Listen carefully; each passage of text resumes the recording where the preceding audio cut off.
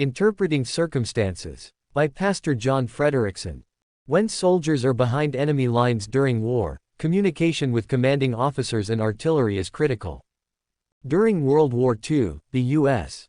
Army directed Privates Benyazi and Charlie Whitehorse to communicate with superiors on the radio using the Navajo code. It was based on the Navajo language, containing a code embedded within each message. Even other native Navajo soldiers could not decipher its meaning.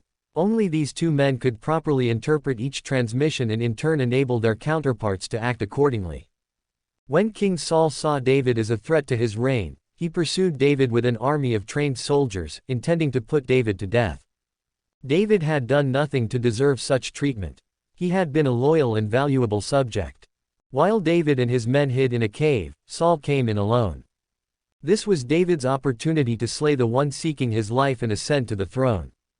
His men even urged him to do so, interpreting this circumstance as God fulfilling a promise to David to deliver thine enemy into thine hand. 1 Sam 24:4. However, David was very careful not to haphazardly interpret his circumstances by the counsel of other men, nor by his emotions, which surely would have drawn him into revenge out of self-preservation.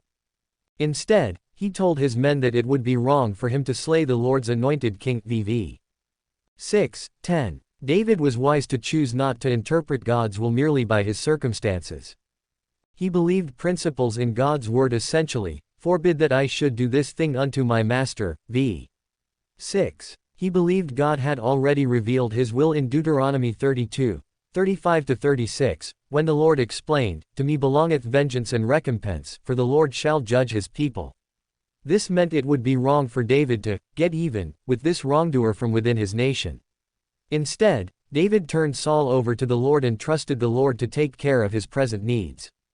In Christian circles today, it has become common for believers to almost flippantly interpret God's will by their emotions, the counsel of others, or by circumstances which are often manipulated to one's preferences.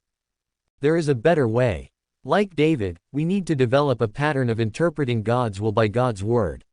We are behind enemy lines in Satan's territory, where interpreting God's will accurately, through Paul's letters, is essential.